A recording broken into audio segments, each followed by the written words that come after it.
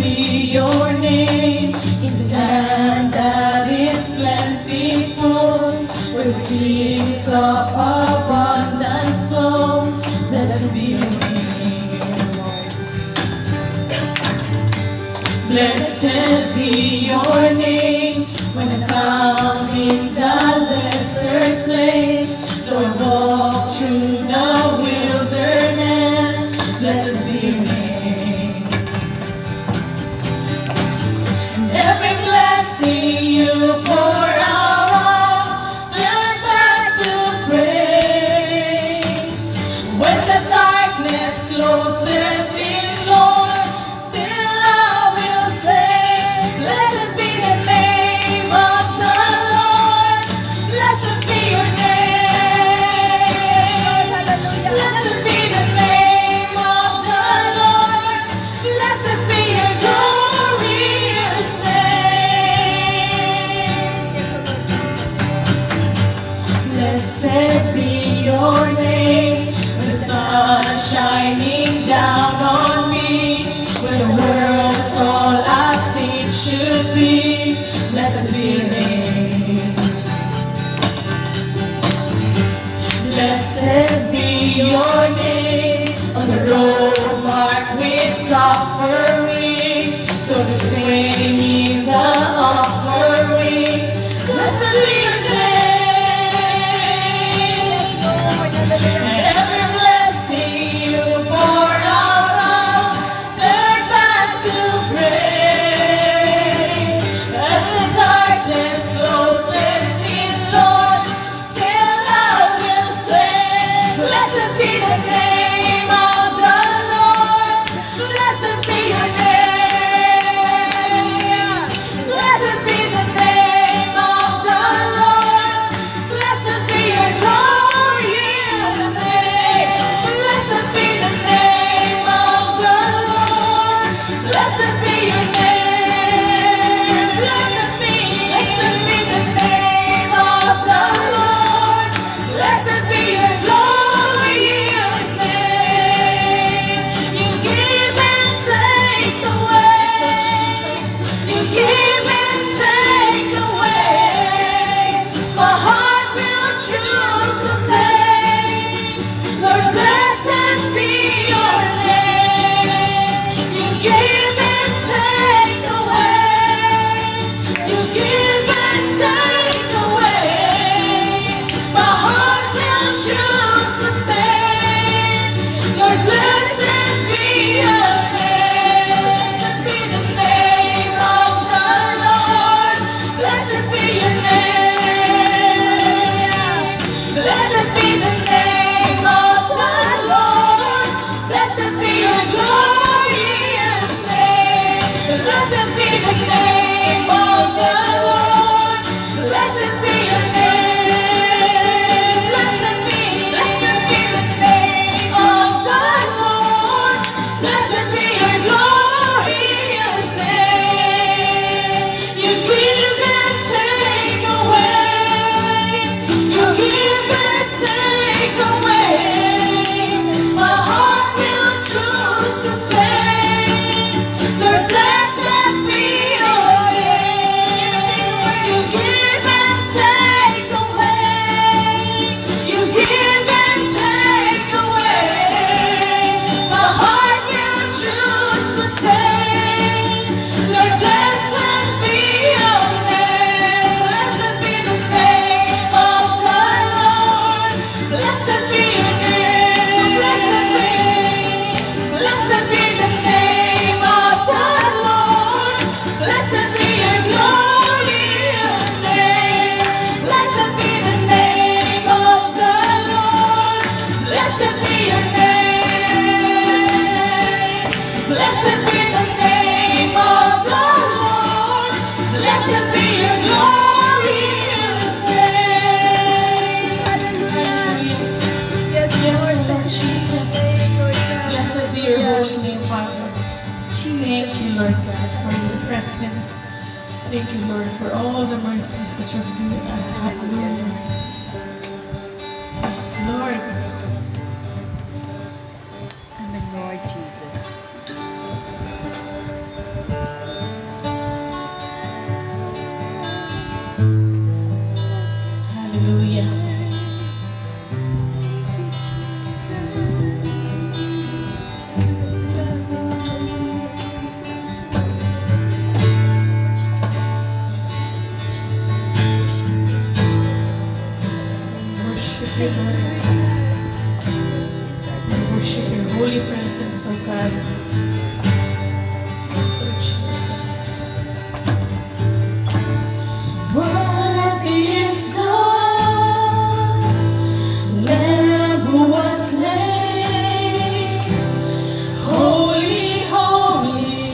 Sing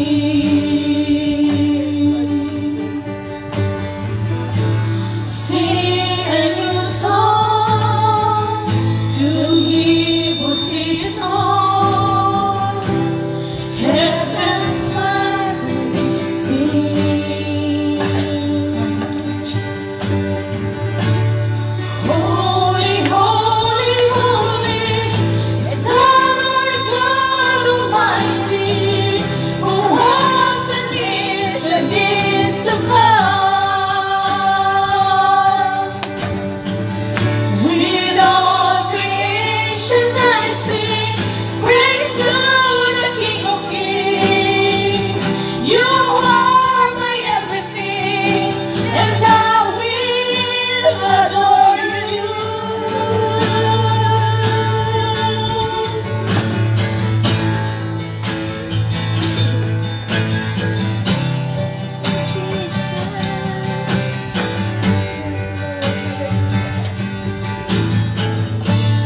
Lost in rainbows of living colors, flashes of lightning, roars of thunder. Blessing and honor, strength and glory, power be to you, the only wise King. Holy, holy, holy is the Lord God Almighty, who was and is to come. With all creation I sing praise to the King of Kings. You are my everything, and I will adore you. Holy, holy, holy is the Lord God Almighty, who was and is to come. With all creation I sing praise to the King of Kings. You are my everything, and I will adore you.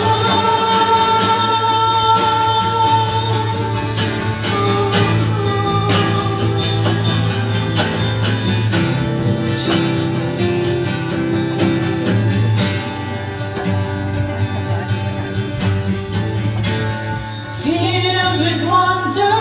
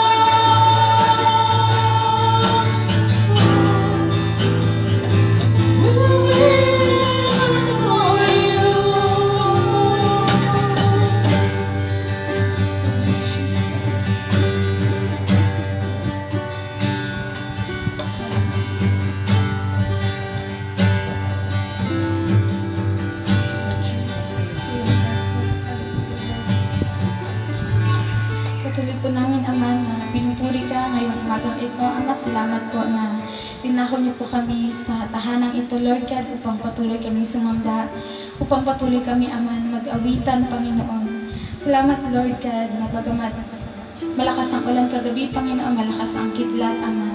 Salamat sa inyong protection sa mga anak mo, Panginoon. Salamat, Lord God, sa inyong kabutihan sa amin, Ama, sa nagdaang buong linggo, Panginoon. Salamat, Panginoon, dahil hindi ka nagkulang sa amin, Panginoon. Ikaw ay patuloy na tapat sa aming mga buhay, Ama. Sa kabila, Panginoon, ng may mga pagkakataon, Lord, na kami po ay nagiging hindi tapat sa inyo, Panginoon. Kami po ay nagkukulang, Panginoon, sa aming paglilingkod, Panginoon, sa oras, higit sa lahat, Lord, sa oras, Panginoon, na dapat kami nagkukumit sa inyo, Panginoon. Tunay, O Lord, na nakakahiya, Panginoon, na may mga pagkakataon, Lord God, na kami ay nagkakasala sa harapan mo, Lord God. Kami, Lord God, ay marumi, Panginoon. Kami, Lord God, ay may mga maruming puso, Panginoon. Kaya, Lord God, sa oras na ito, kami patuloy na nagpapalinis, Panginoon. Kami, Lord God, ay bigyan mo ng isang pure na heart, Panginoon. Na patuloy, Lord God, nagpapakumbaba sa harapan mo, Lord God. Patuloy kang sinisik ang presence mo, Panginoon. Patuloy kami lumalapit, Panginoon, sa times ng aming weakness, Panginoon. Sa times, Panginoon, ng faith namin, Lord God, ay nangihina, Ama. Alam namin, Lord God, na ikaw lang ang magbibigay at magpapalakas sa amin, Lord God, sa buhay na ito, Ama. Lord God, sa pagkakataon, Lord God, at sa mga oras, Lord God, na kami po, Lord God, ay nangihina ang pag-ibig sa inyo, Panginoon. Kami ay lumalayo, Panginoon, Lord. Ibalik mo, Panginoon, ang mga kapatid namin, Ama, ang mga mahal namin sa buhay, Panginoon. Ibalik mo, Lord God. Nawa, Panginoon, muling mag-alab, Lord God, yung pananampalataya, Panginoon, yung pag-ibig, Panginoon. Dahil, Ama, ikaw ang siyang unang umibig sa amin, Ama. Kaya narapat lamang, Panginoon, isurrender namin ang aming buong buhay sa inyong aming mga plano, Panginoon. Hindi man namin, Ama, naintindihan ang lahat, Panginoon. Pero sinabi mo, Panginoon, ang pag-asa namin ay ikaw, Lord. Ang kalakasan namin ay ikaw, Ama. Ang satisfaction namin, ang aming joy, ang aming peace ay sa inyo lamang, Panginoon, matatagpuan, Lord. Walang anumang bagay, Ama, ang magbibigay ng kapayapaan sa amin, Panginoon. Ang salita mo lamang, Panginoon. Ang inyong Holy Spirit, Ama, ang inyong anak mo si Jesus, Panginoon, na siyang, Lord God, lahat ay naranasan niya, Panginoon. Even, Lord God, yung pag-tempt sa kanya, Panginoon. Even, Lord God, yung lahat, Panginoon, ng pangungutya, Panginoon. Lord, hinubad niya ang lahat, Panginoon, para sa amin, Lord God. Wala siyang tinira sa kanyang sarili, Panginoon. Kaya, Lord God, inaalay namin ang aming buhay, nire-recommit namin, Lord God, ang buong buhay namin sa dakilang plano mo para sa amin, Panginoon. Sa inyong sovereignty, Panginoon, Lord. Dinadakila ka namin sa aming buhay, Lord. Sa mga pagkakataon, Ama, na nagiging ungrateful kami, Panginoon. Hindi namin nakikita yung blessings mo, Lord. Enlighten mo ang aming heart, Panginoon. Enlighten mo ang aming mind, Panginoon, na kami ay magpasalamat sa inyo. Even, Lord God, sa emptiness namin, Panginoon. Even, Lord God, sa desert, Panginoon, na naranasan namin sa aming buhay. Alam namin, Lord God, ikaw ang tunay naming kayamanan, Ama. At wala ka namang bagay, Panginoon, ang makakaalis sa aming, Panginoon, sa presensya mo, Panginoon. Dahil kami ay tunay na mga anak mo, Panginoon. Kami, Lord God, ay niredeem mo na. At kami ay nakikilala mo na, Ama, matagal na panahon, Lord God. Lord, patuloy kami nagpapalinis sa inyo. Pakasaktalin mo kami ngayong tanghaling, ngayong umagang ito, Panginoon. Maging karapat dapat ang bawat kaluluwa sa harapan mo, Panginoon, Lord. At Panginoon, ibigay mo ang revelation ngayong umagang ito, Lord. At bigyan mo ng hope ang lahat na wawala ng pag-asa. I-redirect mo, Panginoon, ang aming paths, Panginoon, sa nais mo, Panginoon. Kalooban mo nawa. At ang purpose mo, Panginoon, na mangyari sa aming mga buhay, Panginoon. Gamitin mo, Lord God. Bagamat kami ay maliit, Panginoon, na bride, Panginoon, alam namin, Lord God, wala kang tinitingnan sa numero, Panginoon. Alam namin, Lord God, na kapangyarihan mo, Panginoon, ang siyang nananagana, Panginoon. Alam namin, Lord God, na hindi ang aming kalakasan, Ama, kundi, Lord God, yung power mo. Ikaw, Panginoon, ang kalakasan mo, Lord God, ang nagwawabi, Panginoon. Lord God, we are more than conqueror through your Son, Jesus Christ, Panginoon. Lord, katulad, Panginoon, sinabi mo sa Bible, Panginoon, na Lord God, tinira mo, Lord God, yung 300 na tao, Panginoon, Lord God. Hindi ka tumitingin sa numero, Panginoon, Lord God, dahil, Lord God, ikaw ay sapat sa aming mga buhay, Panginoon. Ano man struggles, Panginoon, sa loob namin, Ama, maging sa labas ng aming buhay, Panginoon. Ang lahat ng binabato ng kaaway sa amin, Lord God, alam namin, Lord God, kung kami ay nasa inyo, Panginoon, Kami ay matagal nang nagwagi, Panginoon. Lord, strengthen our hearts, Panginoon. Palakasin mo ang bawat kaluluwa, Panginoon. Ang mga nagdadala ng inyong salita, Lord God. Nawa, Panginoon, samahan mo sila, Panginoon. Pagtibayin mo ang kanilang puso, Panginoon, to preach your gospel, Panginoon. Lord God, ang mga missionaries, Panginoon, ang mga nag-iwan ng kanilang pamilya, Panginoon, for your kingdom, Panginoon.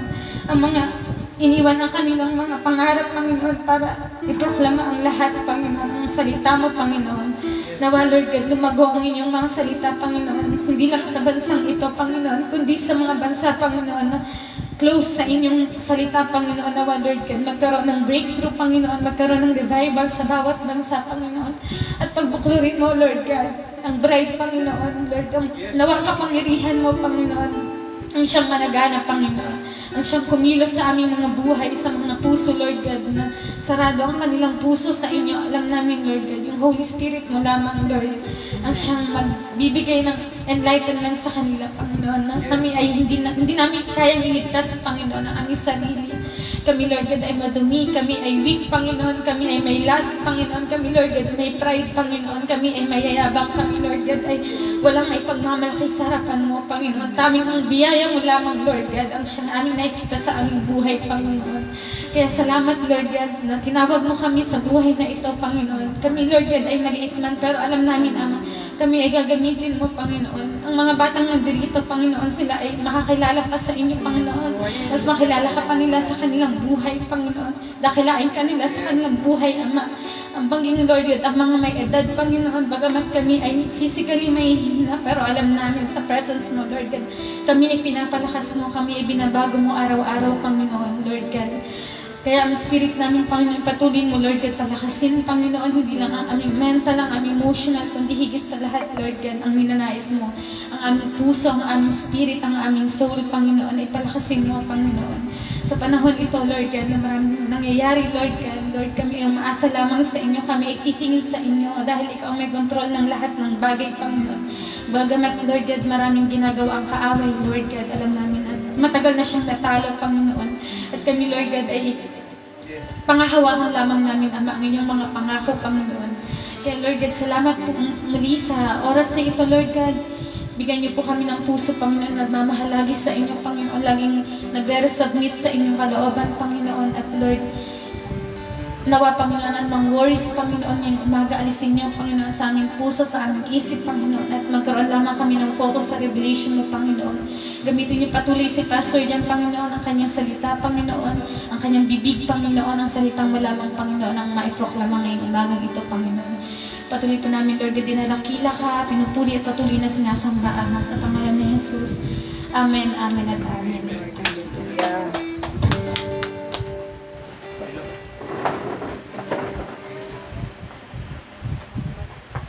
Praise God. Purihin po ang Diyos. Pasensya na po, no, dahil na-delay tayo. Dahil inayos natin yung sound system. At napakalakas po ng ulan ng kagabi, no? Kaya nawala ng kuryente sa Talisay ba yung lugar ng ilog? Okay, may kuryente na mamaya, no? Kasi mahirap walang kuryente ngayon, eh.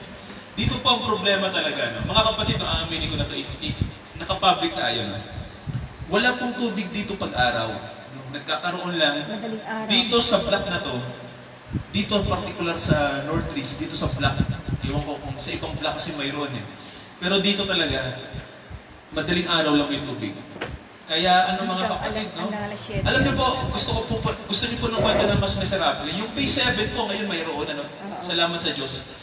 Pero halos po buwan na walang tumutulong tubig. Halos isang taon. Parang ilang buwan po talaga na wala. Kaya sinusuple, dinideliveran lang ng tubig yung mga tiga P7. Ganun po katindi, mga kapatid, no, yung... Tapos ang mahal ng bill. Napakatindi ng problema. Tapos nung dumating yung bill, 1,000 pa. Saan ka na? Wala ka nang supply, ang mahal pa ng babayaran mo. Ayan. So, yan yung sinasabing area sa Jose. So, pray natin na nawa ay magkaroon talaga ng servisyo na reasonable. So, mga kapatid, let us pray po. Salamat, nandito tayong lahat. Sandali tayo po dumako sa panalangin. Ama, salamat sa pag-aalay ng mga kapatid, kaming lahat, ng pag-aalay namin ng mga awitan at pag-aalay po ng panalangin. Na kaming lahat po, kung wala ang biyaya nyo, tunay Ama, na wala kami dito ngayon. At hindi kami kasama sa inyong mga anak na tinatawag. Pero dahil po sa inyong kahabagan, na tunay po na inyong ipinamala sa krus ng Kalbaryo, kami Ama ay nandito dahil sa inyong inisyatiba. Ito ay dahil sa inyong katapatan. Ang inyong biyaya ay tunay na hindi mauubos. Lalong-lalo na po kung ito ay para sa inyong mga anak, hindi mauubos ang inyong biyaya. Kaya Ama, nawa, manatili kami sa biyaya at lumago kami dahil sa biyaya, yun ang dahilan kung bakit kami naligtas. Pagpalain niyo po ang umagang ito, tulad ng panalangin ng aming kapatid Ama, speak to us in our midst, sa aming kalagitnaan ngayon, dahil kailangan namin ng salita ng karunungan mula sa inyo. Samahan niyo kami, dakilang Diyos na makapangyarihan sa lahat.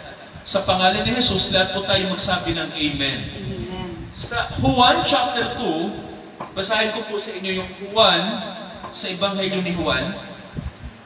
Sa chapter 2, at ito po yung, bababasa ko po sa verse, basahin ko lang po yung particular na verse, mga kapatid, no? Verse 7 hanggang 10. Verses 7 to 10. So, ano pong sabi? Okay, basahin ko po sa inyo. Sinabi sa kanila ni Jesus, ito po yung nakasulat, no? Sinabi sa kanila ni Jesus, punuin ninyo ng tubig ang mga tapayan at kanilang pinuno hanggang sa labi. At sinabi niya sa kanila, kunin ninyo ngayon at inyong iharap sa pangulo ng kapistahan at kanilang iniharap. At nang matikman ng pangulo ng kapistahan ang tubig na naging alak, hindi niya nalalaman kung saan galing to. Datapwat, nalalaman ng mga alila na nagsikuhan ng tubig, ay tinawag ng pangulo ng kapistahan ang kasintahang lalaki. At sinabi sa kanya, ang bawat tao ay unang inilalagay ang mabuting alak. At pag nakainom na ng mabuting alak ang mga tao, saka inihuhuli ang pinakamasamang alak. Itinira mo ang mabuting alak hanggang ngayon. Mga kapatid, ipagpray natin ang salita ng Panginoon. Bless your word, Father God. Mahalaga po ang mga salita niyong ito na nagbibigay po sa amin ng liwanag. Ito ang aming panalangin sa pangalan po ng Panginoong Jesucristo. Amen. Mga kapatid, no,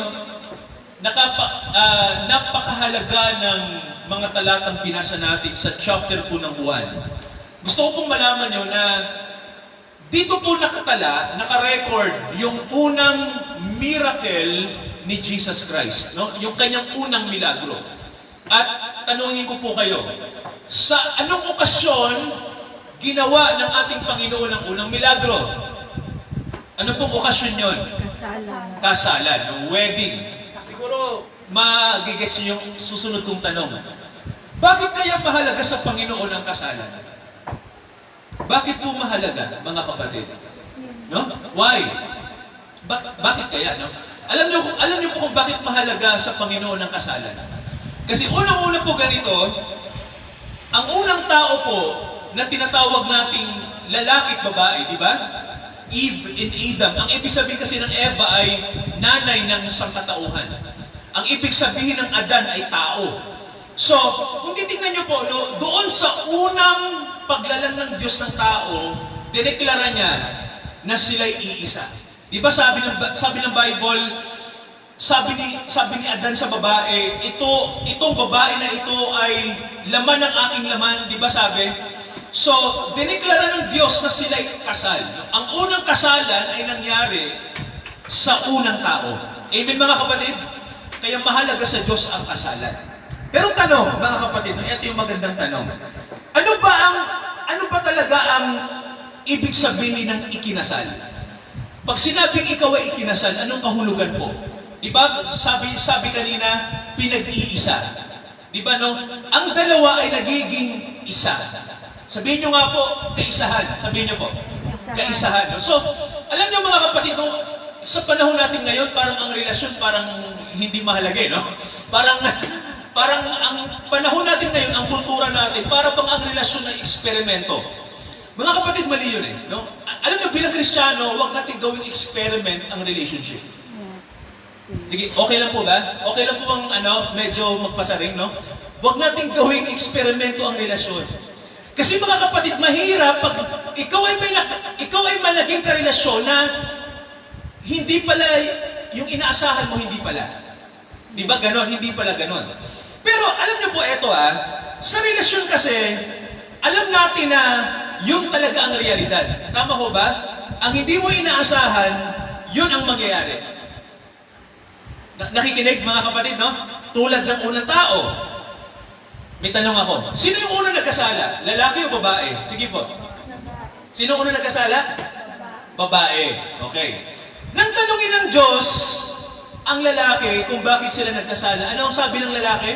Kasi, Lord, itong babae na to ito talaga yung punot dulo. Okay. Nang tanungin naman ni Lord ang babae, ano sabi ng babae? Ahas. Ito Lord yung ahas. No? So, kung titingnan nyo po, doon sa nangyari na kasalanan ng tao, yung pagsumay sa salita ng Diyos, alam natin na, di ba si Eva at Adan iisa sila? Pero nang usapin na ng kasalanan, parang nagturuan na sila. Pero alam niyo po, maganda ang puso ni Adan. Amen? Kasi mga kapatid, di ba, nagkasala talaga ang babae. Pero alam ng lalaki na masama yung ginawa ng asawa niya. Pero sinamahan niya pa rin. Amen po? So kung titingnan niyo, hindi si Adan dumistansya kay Eva. Tama ho ba? Sumama siya sa asawa niya. Mga kapatid, gusto ko pong makita nyo na ang isa pong relasyon, alam natin na, sabi nga po sa panahon man ng kamalian o katotohanan, parang kasama mo yon, di ba? Sasamahan mo yung karelasyon mo, Pero hindi basta-basta tinotolerate yung mali ng isang karelasyon. Tama ho ba, mga kapatid, di ba? Kasi alam ni Adan na mali ang ginawa ng asawa niya, pero sinamahan niya pa rin. Doon siya nagkamali. Tama ho ba? Pero alam natin, sabi ng Bible, ito ay isang prophecy. Amen po? Sabi niyo nga po, hula. So prophecy, Alam niyo po ba na inihalin tulad sa babae ang iglesia? Amen po? Ang church ay babae. Sa Bible po, mababasa niyo yan, feminine. Si Kristo po ay, ano po? Sino si Kristo? Lalaki, siya ang groom. Nang magkasala ang church, anong ginawa ng groom? Pinabayaan ba niya ang groom? Pinabayaan ba ng groom ang bride? Nang magkasala, So sabi ng Bible, dinala niya ang ating kasalanan, Basahin natin yung isang verse dito po sa Ephesians. Tingnan niyo mga kapatid, Epeso, meron tayong mababasa, Ito po, Epeso, basahin natin yung chapter 5. Okay, chapter 5. At basahin natin yung 25. Okay, ano sabi ni Pablo, mga kapatid, tungkol sa mga lalaki at babae, sa church. So sabi niya rito, mga lalaki, ibigin nyo ang inyong asawa. So, yun yung utos sa atin, mga lalaki, Kung may karelasyon kayo, ibigin nyo. Lalo na yung asawa nyo. Gaya naman ni Kristo na, ano pong sabi? Tingnan nyo po. Gaya naman ni Kristo na, saan po siya umiibig? Sa church. At, anong sabi? Ibinigay ang kanyang sarili. Anong sabi mga kapatid? Ulitin natin. Ibinigay niya ang kanyang sarili. Para kanino namatay si Kristo? Para kanino po namatay? Sa church, sa iglesia. Kaya alam niyo po, hindi po maiaalis mga kapatid yung salita, tandaan niyo po na kailangan talaga kasama ka sa bride. Amen po?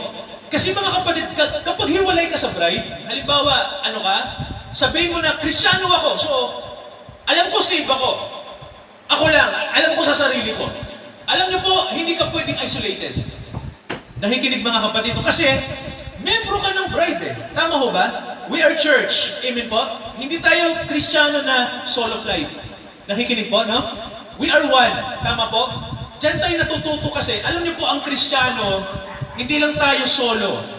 Grupo tayo. Amen po? Samahan, hindi tayo sekta, kundi pamilya tayo ng Diyos. Kaya alam niyo po, sa church po di ba sa pamilya, may hindi pagkakaunawaan, tama ho ba? Kasama yan.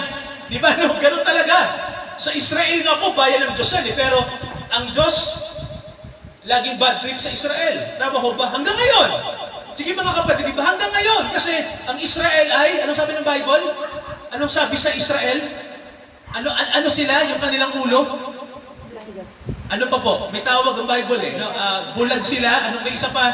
Matigas ang ulo, no? Hard-headed. Kaya, how ka mga kapatid na pwede mong ibigin ng isang taong matigas ang ulo? Di ba, no? So, it takes God lang na gawin yun, di ba? So, ang sabi ng Bible, ganun din tayo, no? As a church, ang sabi ng Bible, mahal tayo ng Panginoon. Ngayon, eto po, sa isang kasalan, may ginawa ang Panginoon. Amen po? Isang himala na may connection po sa atin. Amen po? Ang Diyos kasi, hindi gumagawa ng milagro nang walang mensahe, no? May mensahe yun. Halimbawa, ganito. Naalala niyo ang Panginoon nung magpagaling sa isang bulag. Di ba dumura siya? Tama ba? At yung dumura siya sa lupa, at anong ginawa niya? Doon sa lupa na pinagduraan niya. Kinuha niya at ano pong ginawa? Ipinahid sa mata. Ngayon tanong, yun po ba hygienic sa atin? Hindi. Hygienic po ba ang laway? Madumi. Di ba? So hindi, di ba? Pero how come na ginawa ng Panginoon yung parang maruming bagay para magpagaling sa atin? Amen po, di ba? Kasi unconventional yun Di ba yung ginawa niyong pagdura?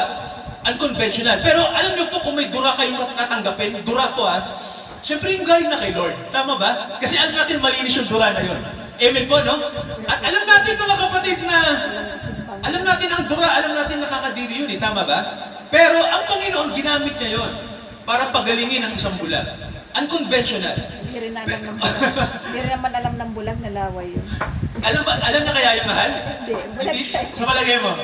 Ha? Hindi yun. Hindi ni Lord yun Dumura ako, gano'n, di ba? So, kung isipin niyo po, no, ang Panginoon gumagawa ng mga bagay na hindi mo inaasahan. Tama po ba? Sabi niyo nga po, unconventional. So, gano'n ang Diyos no? Wag mong ilagay ang Diyos sa kahon ng iyong perception. Tama ba? Pag dumiskarte ang Diyos, iba sa atin. No? Kaya tanggapin mo yon. Isa pa po, diskarte ito. Mayroong may ketong sinaaman. Kilala niyo po, nakalagay sa Bible. Isa siyang kawal na puro ketong mga kapatid. As in talagang walang makapagpagaling. Ano ang sabi ng propeta Elisha sa kanya? Diba? Sumulong ka sa Jordan River 7 times. Nakikinig po? Alam niyo po yung Jordan, alam niyo po kung ano, hindi naman malinis yun Nakikinig? Marumi po yun. Napansin niyo mga kapatid, no? Pero, anong sabi ni Naaman? Bakit ako susulong sa maruming tubig? Baka lalo ba akong magkasakit niyan? Diba? Anong sabi ng kasama niya? Sir, sundin niyo na lang. Kung gusto niyong gumaling, gawin niyo na lang. So mga kapatid, anong nangyari?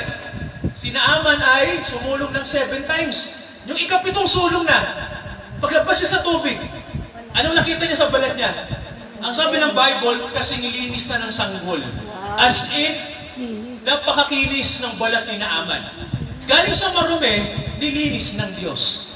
Kaya mga kapatid mo, sabi nga ng Bible, walang marumi na hindi kayang, walang kasalanan, sige mga kapatid mo, walang kasalanan, walang karumihan na hindi kayang, pagalingin at linisin ng Diyos. Ganun tayo. Sa totoo lang mga kapatid, imposible talaga tayo makonvert. Sige po, isipin nyo, no? Sabi nga po, ang Kristiyano ay isang taong imposible. Kasi mga kapatid, sa totoo lang, ang tao po, mahirap baguhin. Nakikinig? Isipin nyo. Kayo, sa sarili nyo. Sa palagay nyo kayo, madaling baguhin? Sige mga kapatid, di ba hindi?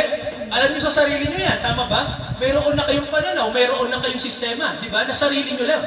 Pero tanong, bakit nyo minahal si Jesus? Palagay nyo po, may nangyari ba sa buhay nyo? Nakakaiba? Ano bang naranasan nyo? Di ba mga kapatid mo kasi mahirap baguhin ang isang taong marumi. At tayo po yun. Amen po? Marumi tayo makasalanan tayo. Pero sabi nga ng Bible, sa tao imposible talagang mabago tayo. No? Hindi talaga madali na baguhin ang isang tao. Pero ginawa ito, nino po? Ng Panginoon sa atin. At yun ay kanyang ginawa sa Kanaan, no? Sa isang kasalan. May tanong ako, ano yung elemento na binago ni Jesus sa isang kisap mata na bago? Ano po yon? Sino po rito yung mahilig sa tubig? 8 glasses of water umiinom. Mga kapatid, sige, may tanong ako. Alam niyo po, isang bagay po na hindi kapanipaniwala, no? Kaya nga may nagbabasa ng Bible, sabi nila, hindi totoo to. Kasi mga kapatid, mahirap talagang gawing alak ang isang tubig. Kalokohan yun. Kasi tanong, ano bang alak? Sige po, saan gawa ang alak, mga kapatid? Saan gawa ang alak? Anong prutas ang ginagamit para makagawa ng alak? Grapes kadalasan. Pero Ano mahal? grapes. Tama, ubas, no? Marami na rin. At eto mga kapatid, no? Mas matagal mong pinatanda ang alak, mas masarap po hindi. Sarap. No? So, sino na po rito yung nakainom ng alak?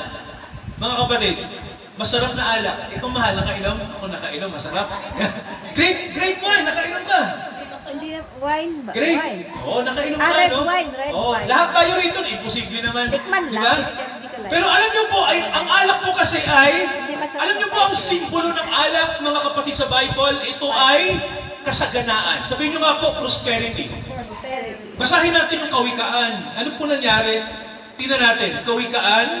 Okay, tingnan niyo to mga kapatid, no? May resibo tayo. Bakit ang alak mahalaga sa bahay? No? Sino po bang may alak sa bahay? Parang ininom na ng... Basahin natin yung Kawikaan 3. Iba naman yung alak. Okay, Kawikaan chapter 3. Okay, anong sabi ng verse 10? Okay, tingnan niyo mga kapatid mo na mahalaga ang wine sa Diyos. No? Kasi may sinisimbolo siya. Okay, tingnan niyo to ha. Kawikaan 3 verse 10. Ha? Kawikaan 3 verse 10. Kawikaan pala, Proverbs. Amal, Proverbs. Kasi ito. 3 verse 10. Okay? Ano pong nakasulat sa scripture? Tingnan niyo mga kapatid doon. Sabi dito, sa gayoy, basahin mo natin yung verse 9. Verse 9 muna. Parangalan mo ang Panginoon ng iyong tinatangkilik. Amen po? Ibig sabihin, anong mayroon ka, i-honor mo sa Diyos yun. Anong mayroon tayo, di ba? Mga kapatid, tandaan nyo ha, lahat ng nasa inyo, kanino galing? Sige po, lahat ng nasa atin, kanino galing? Sa Diyos. Mapoposes ba natin to? Maaari ba nating ariin? Hindi, no? Pinahiram lang.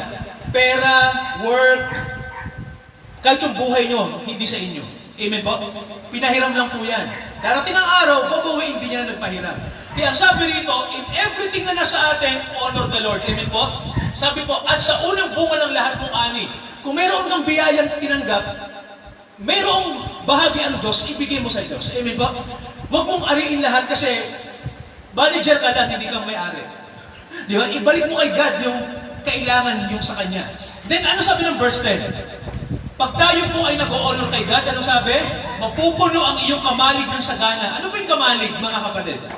Anong ginagawa ng mga magsasaka po nag-iipon ng palay? Saan nilalagay? Imbakan. Tama. Sa imbakan, sa kamalig. Then ang sabi, ang iyong mga alilisan, yung preses, paggawaan ng alak to. Sabi rito, ang iyong mga alilisan ay aapawan ng bagong alak. Bagong alak. Ibig sabihin mga kapatid ay simbolo ng what? You know? Simbolo ng plenty. Di ba? Masaganang buhay. Kaya alam na yung mga mayaman, laging may alak sa bahay. No, kasi, yung alak kasi ay parang nagbibigay ito ng status quo. Noon pa man po, noon pa, no? Sino unang gumawa ng alak? Na propeta. Kilala niyo po? Sino unang gumawa ng alak sa Bible, mga kapatid? Yung nakadiscover ng wine. Sige, ito. Ano to ha? Si Moises. Ah, Si Moises. Okay, magbibigay ako ng clue. Sikat siya, sikat. Kasi Noah pala si Noah. pinagawa siya ng Diyos ng arka. Noah pala si Kilala Noah. niyo na? Hindi pala si Noah pala. Sorry. Okay. Kaya mali na ako. Okay, kilala niyo na yung unang nakadiscover ng alak at nalasing! Nalasing si Noah dahil sa alak, no?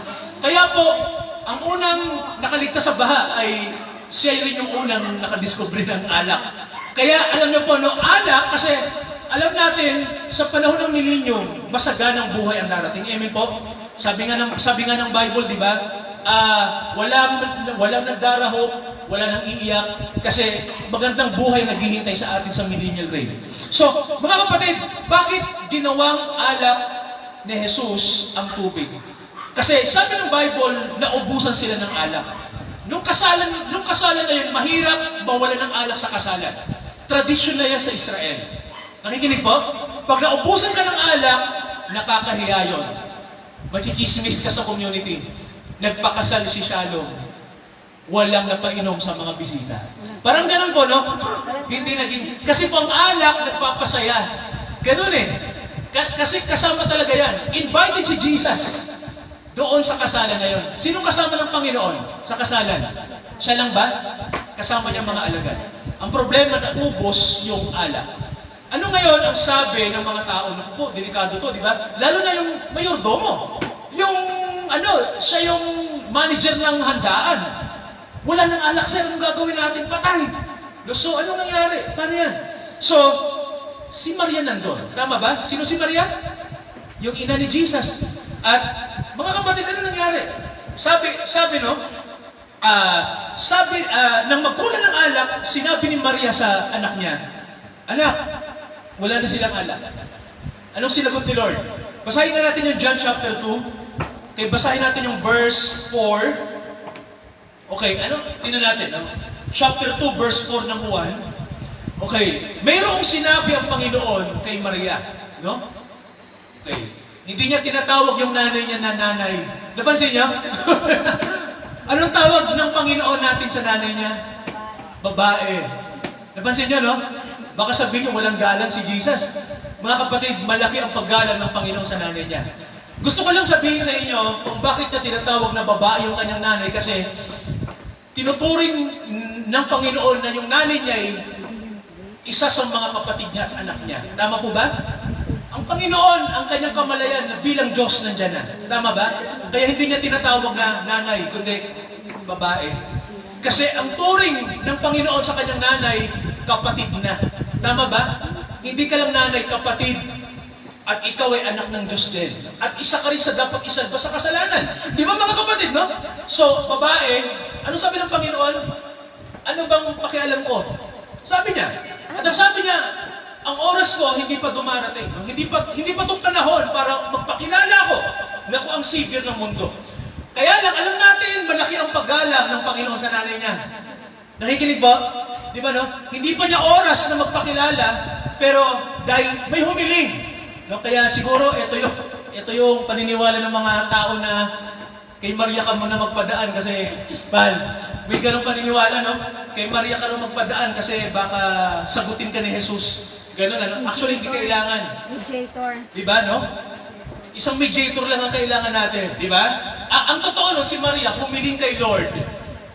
Dahil ang Panginoon ang mediator, hindi siya. Diba? Naintindihan na, humiling siya.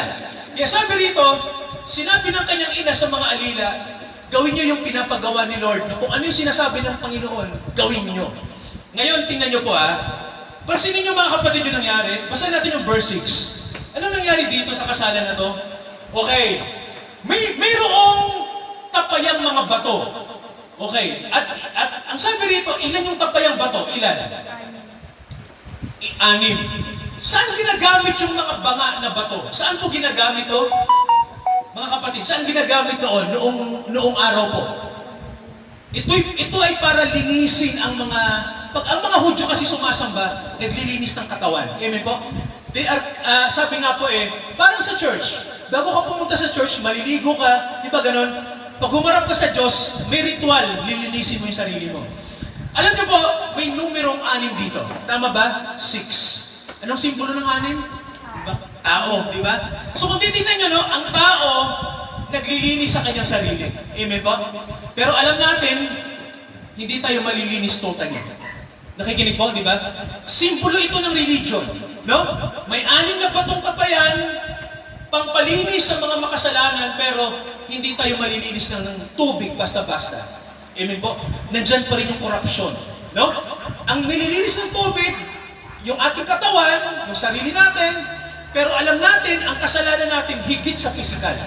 Tama mga kapatid, no? Sabi nga ng Bible, spiritual ang ating kasalanan. Malalim, no? Kaya hindi basta-basta malilinis. Kaya alam niyo po, no, kahit ikaw, maligo ka pa para ikaw ay mawala ng dumi, marurumihan at marurumihan ka pa rin. Nag-gets yung mga kapatid, di ba? Marurumihan ka pa rin, babalik pa rin. Napansin niyo ba? Kaya ano ang gusto ng Diyos mangyari? Kailangan talaga total transformation. Tama ba? Kaya ang ginamit ng Diyos hindi lang tubig. Kasi ang tubig, hindi siya sapat para linisin tayo. Naiintindihan niyo po? Anong kailangan ni God? Apoy. Tama ba? Kailangan i-consume talaga tayo. Alam niyo po ba yung word ng consume? Di ba ang tawag natin sa Holy Spirit, consuming fire? Nabasa niyo ba sa Bible yun? Ang tawag natin sa Diyos, isang apoy na namumugnaw. Kasi alam niyo po, ang tao, para lang siya mabago. Di ba ang sabi ng Bible, walang paraan ng Diyos, kundi ang natatanging paraan lang para mabago ang tao, kailangan nating mamatay. Amen po? Ang bahay para mabago, sunugin mo. Mga kapatid, para may bago kang itayo. Ganon din tayo. Kailangan masunog yung lumang pagkatao natin. Kaya dito po, nakita nyo, no? Hindi sapat ang tubig. Di ba? Kaya ginamit ni Lord ang tubig, gagamitin ko to para baguhin ko ang tubig. Tanong, anong mangyayari ngayon? Anong sabi ni Lord? Lagyan nyo ng tubig ang 6 na tapayan. Nang malagyan na lahat. Nang tikman na. Ano na po nangyari? Ano na mga kapatid, no? Ano yung natikman nung matikman na nung tigatikim yung tubig na inilagay sa tapayan? Naging ano na po? Alak. Mga kapatid, makinig kayo kasi mahalaga itong tanong na ito, no? Para i-connect natin sa message ngayon. Ang alak para maging alak, ano ang ginagawang proseso? Sige po. Ang alak para maging alak, anong gagawin muna sa ubas? I-ferment, tama ba? Patatandain. Ano ang alak na madalas binibenta sa market? 5 taon lang. Kadalasan 5 taon lang. Ang alak na mahal, mga kapatid, it takes 50 lampas. 50 taon, ibuburo mo. The more matagal ang alak, sige mga kapatid, ano sa inyo? The more na matagal, the more na mas classic, masarap ang alak. Kaya nga tanong ko, no? Paano nagawa ni Lord na ang tubig gawing alak, ang alak po kailangan mong patagalin. Di ba? It takes time. Matagal yun para maging alak ang isang elemento. At ang tubig, imposibleng maging alak. Alam niyo, no? May isang rabbi, si Jonathan Cahn, sabi niya, may sinisimbolo ang alak sa mga pagkatao natin. Kasi mga kapatid, ganito, ang alak, para maging alak, kailangan lumipas ka. Tama ba? Kailangan mong patandain. Kailangan lumakad ang panahon para maging alak. Kaya nga tanong ko, yung buhay natin, mga kapatid, di ba? Sa palagay ko, ito, tayo po ba, may bagay po ba na sa tingin natin imposible sa Diyos? Sige po, sa tingin niyo po, wala po ba? Okay, ito yung tanong ko, no? Magandang tanong to, kasi tanong to ni Jonathan Cahn. Sabi niya, ang pangkasalukuyan ba pwede niyong baguhin? Ang pangkasalukuyan ba pwede niyong baguhin? Pwede ba natin mabago? Hindi, kahit sa isang decision lang, isang common sense, pwede, di ba? Ang hinaharap, pwede niyong baguhin, tama ba? Di ba pwede naman? Kasi pwede kang mag-set ng rules, may goal ka sa buhay. Halimbawa, ganito, alam mo na tatamad-tamad kang magpasa. Naging goal mo sa future ay ihanda ang sarili mo na magpasa, di ba? Kaya mong baguhin ang pangkasalukuyan at ang hinaharap. Yung nakalipas. Mga kapatid, sige. Yung nakalipas yung kaya niyong baguhin? Hindi. Di ba hindi? Pero mga kapatid, tanong, nagawa ba ni Lord yon doon sa tubig na naging alak? Yes. Ha? Pastor? Di ba? Nagawa ba ni Lord na ang nakalipas ay baguhin? Alam niyo nagawa niya? Sa pamamagitan na ang tubig ay ginawa niyang alak. Bakit, Pastor? Kasi ang alak, bago maging alak, kailangan munang dumaan ang nakalipas. Kailangan patandain, kailangan may daan ng panahon bago mangyari ang isang alak. Alam niyo mga kapatid, ang buhay natin ganun din. Alam niyo po, ang Diyos, ang nakalipas natin, alam niya hindi maganda. Nakikinig po? Ang Diyos mga kapatid, pag titingin sa ating past, alam ng Diyos, puro tayo kasalanan. Sige po, sino rito ang dumaan sa nakalipas na buhay niya, nasasabihin niya hindi siya nagkasala? Puro pa kasalanan yung ginagawa natin sa nakalipas na panahon? Napansin niyo?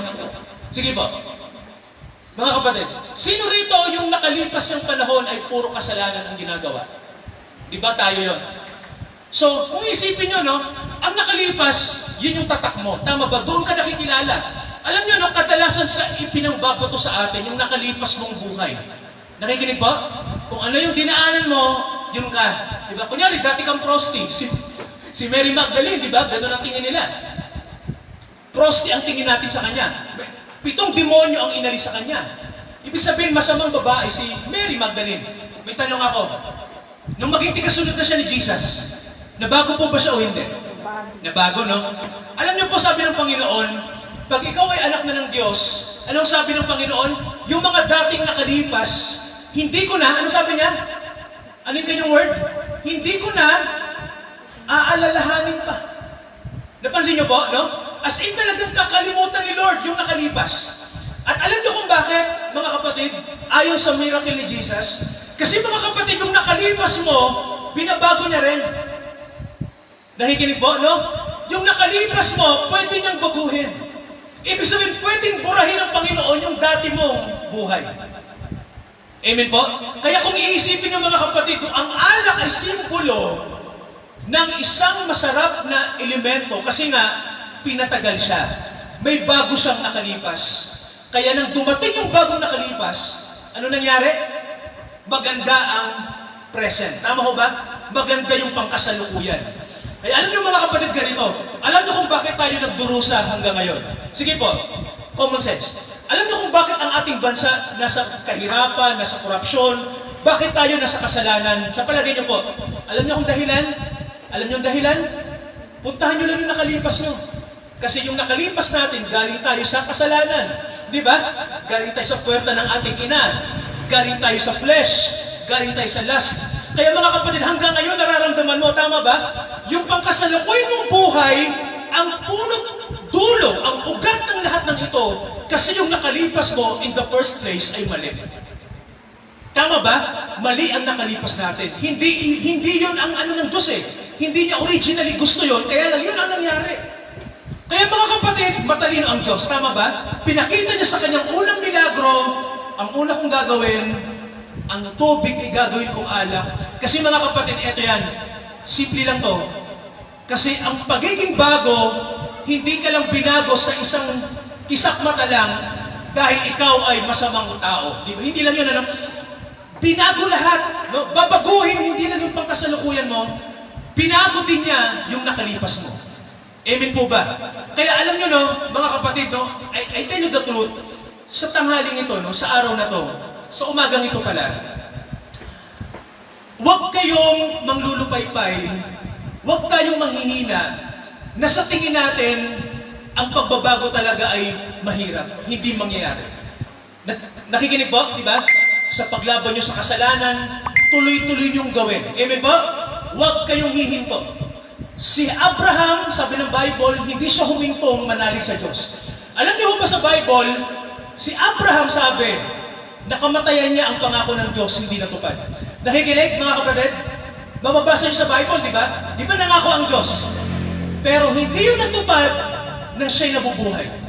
Kailan nangyari? Kailan nangyari yung hula? Sa mga apo niya nangyari. Tama ba? At ang sabi ng Bible, ipinakita ng Diyos kay Abraham ang hinaharap. So, kung iisipin nyo, no, hindi tayo ang gumagawa ng buhay natin. Napansin nyo mga kapatid, no? Huwag tayo. Amen? Ang buhay mo, huwag mong gawin sa sarili mong lakas. Dahil hindi mangyayari yan. Tama ba?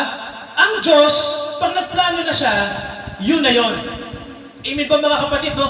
Huwag kang gagawa ng ibang plano mo. Kasi ang plano ng Diyos, mas mabuti yan. Kung lilihis ka, mabibigo ka lang. Mabibigo ka lang kapatid, no? Huwag mong gawin yan. Kasi kabiguan lang po yan. Kaya, gayahin natin si Lord, no? Sabi rito, sa isang kisak mata, ginawa niyang alak ang tubig. Alam natin ang tubig, imposible yun. Kalokohan talaga, no? Crazy. No? Walang ganon. Hindi talaga totoo yun. No? Sa isang normal na pagtingin, imposible talagang mangyari yun. Pero, ano sabi ng Bible? Pero nga bang imposible sa Panginoon? Kung gagawin niyang isang bagay? Wala. Kaya alam niyo po, ang buhay ng mga kapatid, tingnan niyo to ha, imposible talaga. No? Ang buhay natin talaga, hindi ito natural. Nakikinig? Hindi tayo namumuhay sa naturalism. Magtatanong ako, saan tayo nabubuhay? Anong realm ang mga Kristiyano? Saan tayo nabubuhay? Anong realm tayo? Hindi tayo natural, tama ba? Spiritual. At may word akong gagamitin, supernatural. Sabihin niyo mga kapatid, supernatural. Okay, isa pa po, supernatural. Ibig sabihin, hindi tayo namumuhay ng normal. Napansin niyo, hindi normal ang Kristiyano. Napansin niyo po ba? Hindi tayo normal. Bakit, Pastor?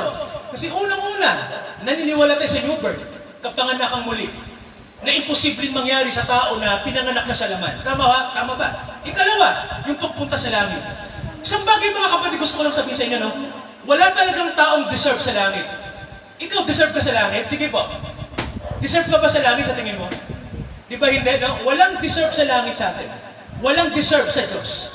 Pero, tanong, bakit tayo pupunta sa langit, Pastor? Kung hindi pala tayo deserve. Simple lang. Kung babaguhin ka ng Diyos. Tama po ba? Ikatong bagay mga kapatid, sabi ng Bible sa atin, ang buhay natin ay puro korupsyon. Lahat ng tao sa Bible, imperfect, namatay na imperfect sila. Isang bagay lang ang nakita natin na perfect. At sino po yun? No, sino po yun? Si Jesus. At yung kanyang perfection, kanino niya ibinigay? Yung kanyang perfection sa atin.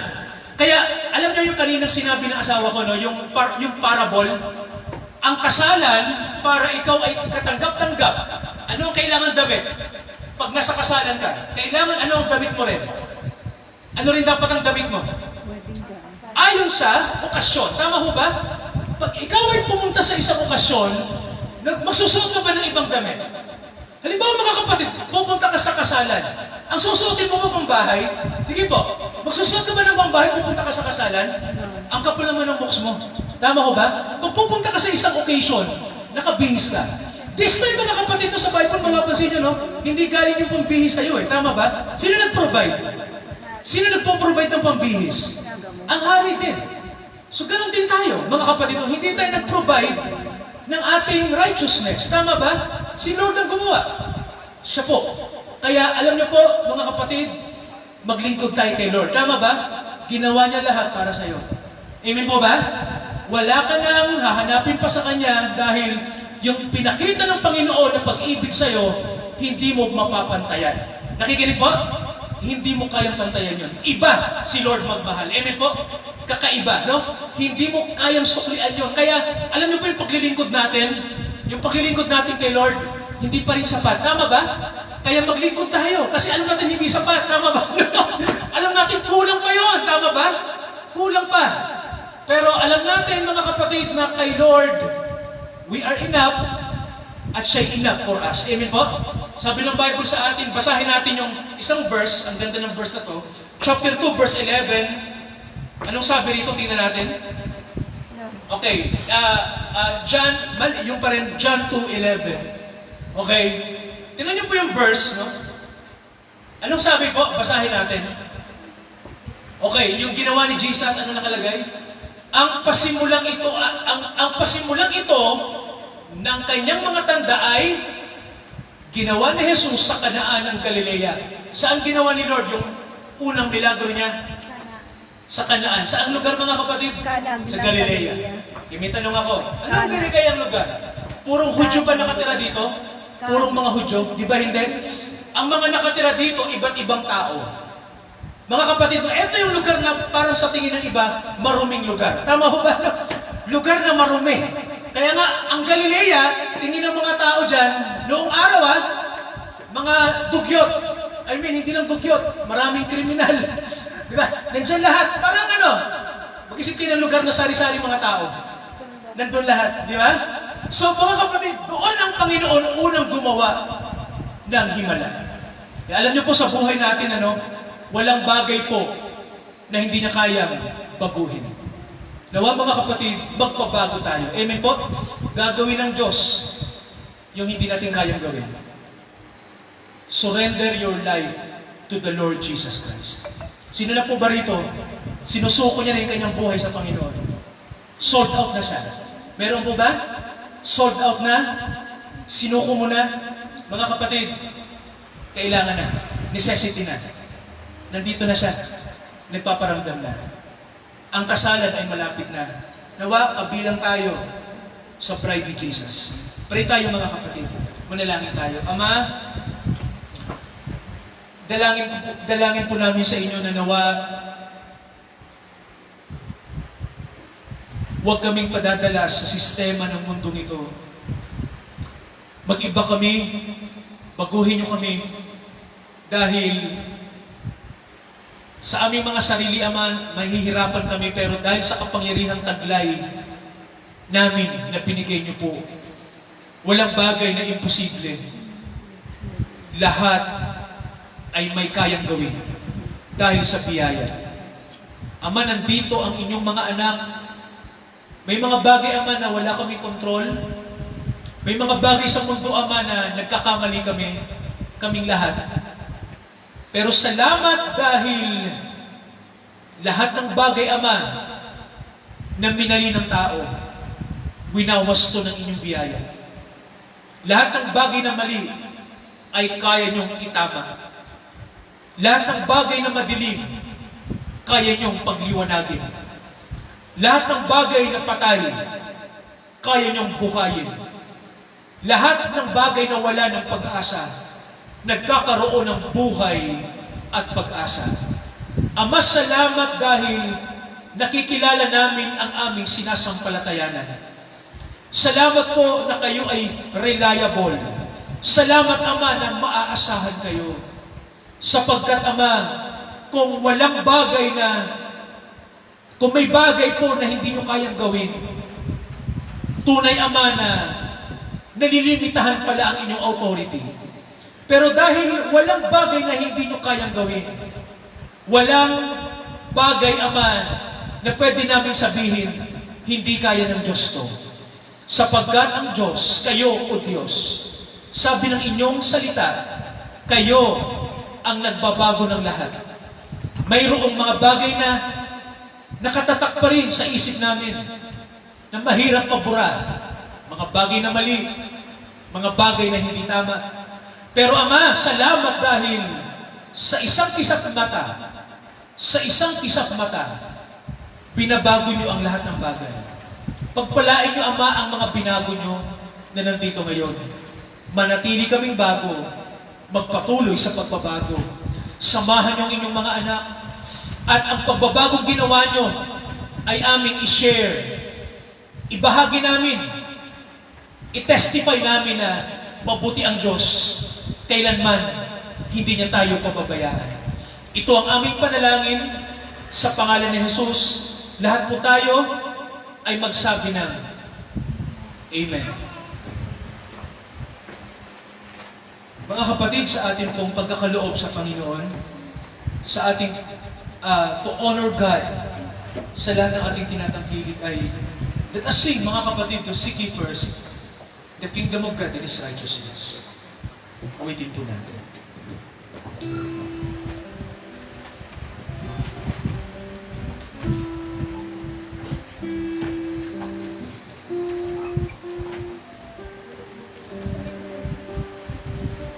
Seek ye first Thy kingdom of God and His righteousness, and all these things shall be added unto you. Hallelujah, hallelujah.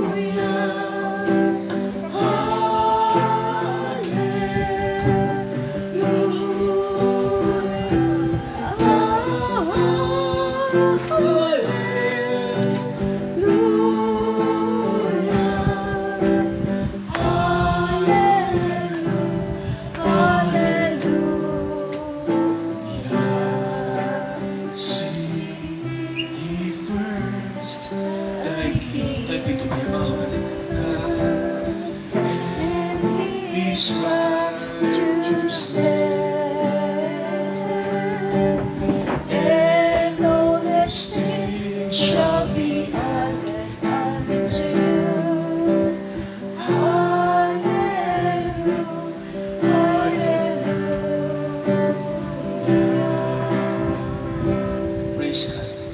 Ama, tinatalaga namin ang mga kapatid, ang mga nagkakaloob po ng buhay nila, ang nagtatalaga ng mga tinatangkilik nila, ng bahagi sa inyo. Continue to bless them, Abba. Father, continue to use them for your glory, Father God. Na hindi mawawalang kabuluhan ang aming pagtatanim ng mabubuting gawa. Dahil kayo ay sumasa amin para magawa namin ang mabuti, Ama. Kasama namin kayong gumagawa. Pagpalain nyo ang kabuhayan ng mga kapatid, ang kanilang mga trabaho nila, ang kanilang mga pinagkakaabalahan para kumita, mabuhay, Ama, sa pang-araw-araw na laban ng buhay. Huwag niyong pababayaan ang aming mga kapatid, Ama. Panatilihin niyo ang inyong kahabagan sa kanila. Mabuti kayo at tunay, Ama, na ang kabutihan niyo hindi na uubos sa inyong mga anak. Ito ang aming panalangin. Sa Diyos na ating sinasampalatayanan, na tumawag sa atin sa biyaya, patuloy niya tayong samahan. Itinatalaga namin, Ama, ang aming mga buhay sa inyo. Nandito kami, sama-sama, naglilingkod. Patnubayan niyo kami, O Diyos, na makapangyarihan sa lahat. Sa darating ng mga araw mula ngayon, pangunahan niyo kami, ngayon hanggang sa muling pagparito ng ating Panginoong Hesukristo. Amen, Amen, at Amen.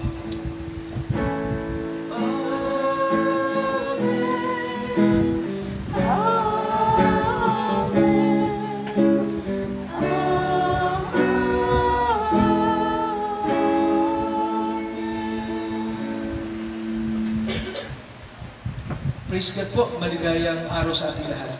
Sakto natapos tayo 12 o'clock. Oh, may nag-comment sa'yo, Borella.